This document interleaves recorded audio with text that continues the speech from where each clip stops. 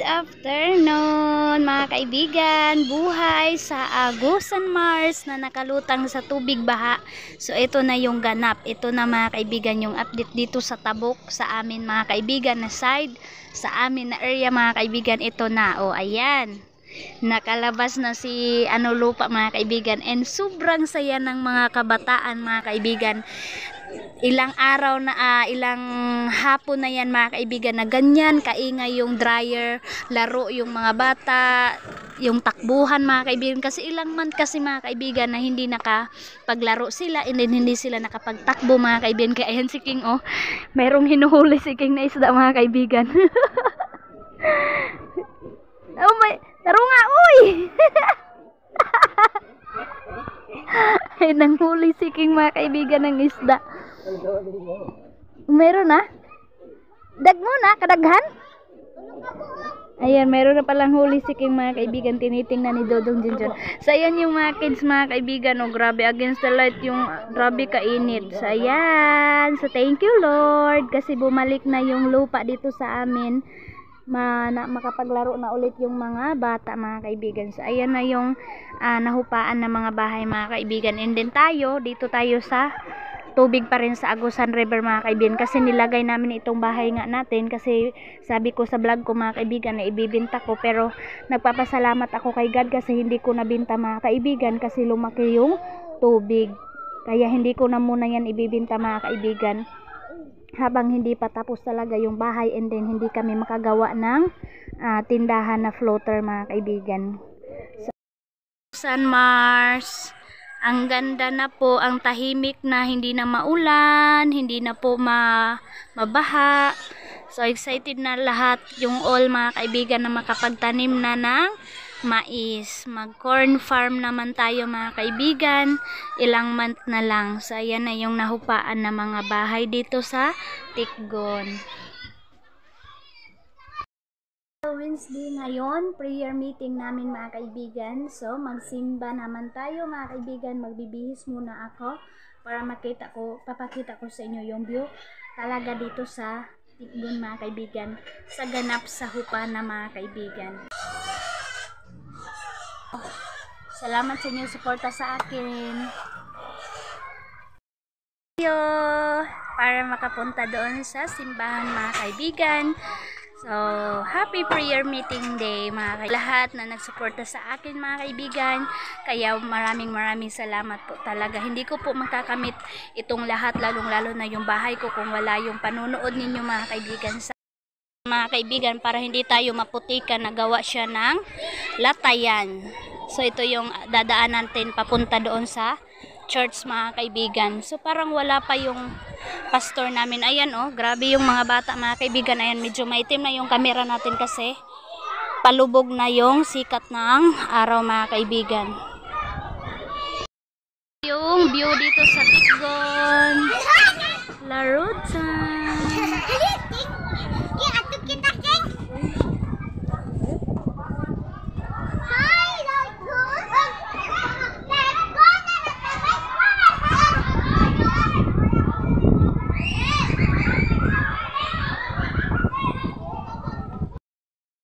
View dito sa Tikgon, napakaganda na, at saka napakaaliwalas po ng view mga kaibigan.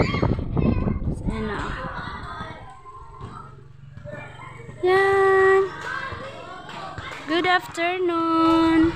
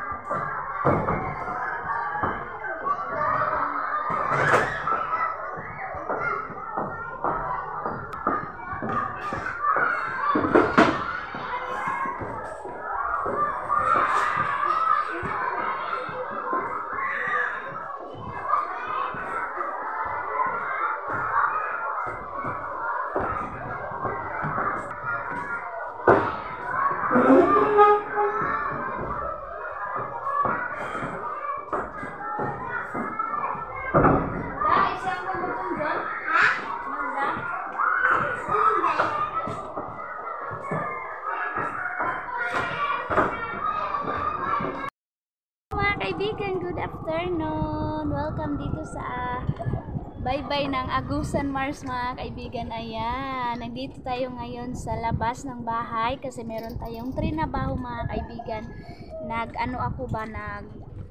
Gabas-gabas tayo ng mga kaibigan ng kahoy para sa ating panggatong kasi ito yung kahoy na kinuha namin nung baha mga kaibigan, kaya kailangan ko na siyang putol-putulin mga kaibigan para magawa nating kahoy mga kaibigan.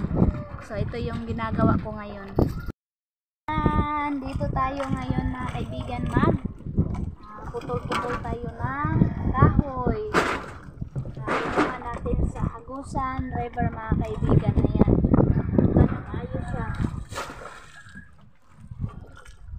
para pag mga kaibigan, kapag inano na siya, madali lang siyang ipakin mga kaibigan.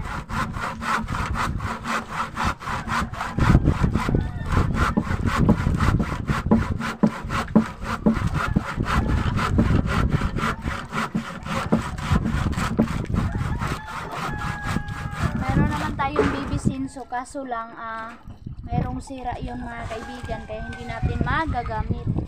Kaya ito na lang.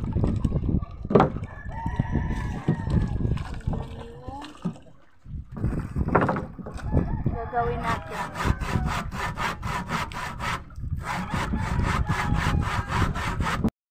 Yun mga kaibigan, tinulungan ako para tapos yung mga kailangan gawin. Ayan, napakaganda ng tempo. Yan yung kailangan natin pang hati-hatiin gamit yung gabas mga kaibigan. So yan na yung Agusan River.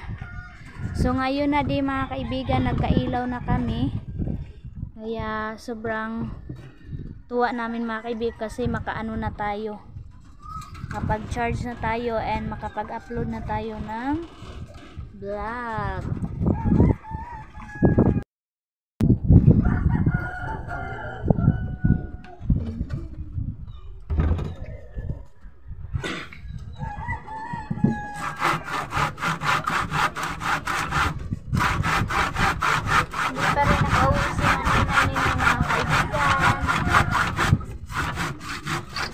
Kita natin si Maninay ninyo kapag birthday na niya.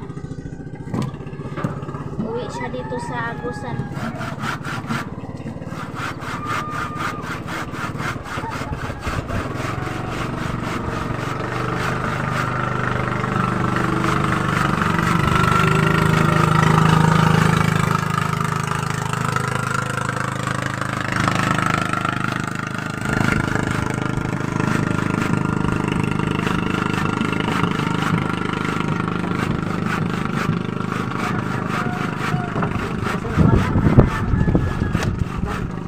Excited kami mga kaibigan na birthday si Ate Aileen.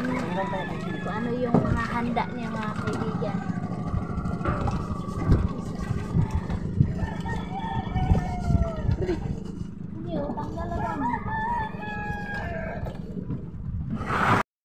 Yun mga kaibigan, kasi kailangan niyang ayusin yung bahay namin na nandito sa Agusan kasi baka malunod tayo.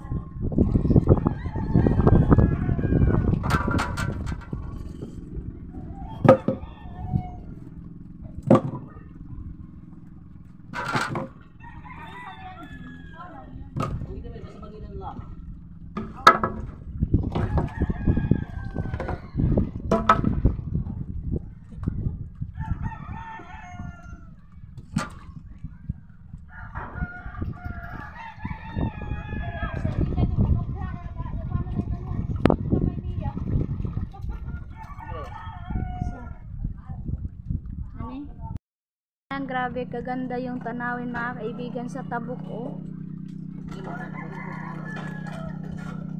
Ang ganda tingnan ng bahay nila Maninay.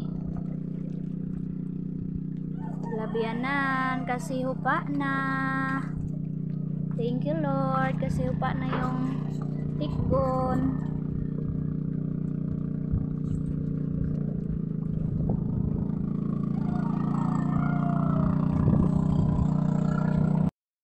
Pinatigil ako ni Dodong Junjun kasi siya lang daw baka daw masakit yung ano ko braso mga kaibigan, kaya kailangan niyang ayusin dyan.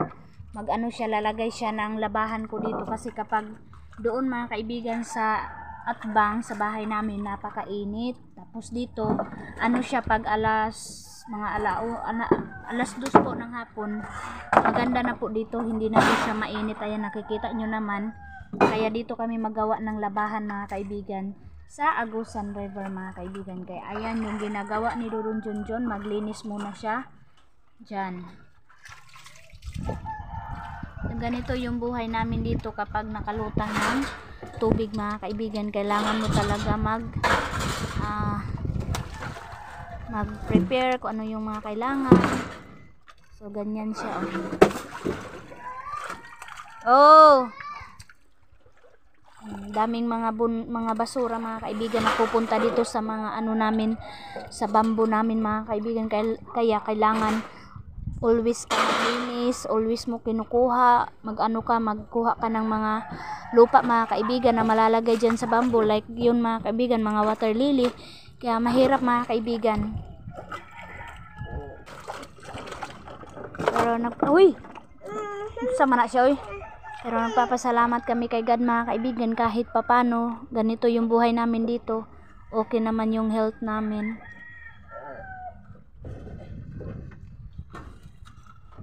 Hapon na.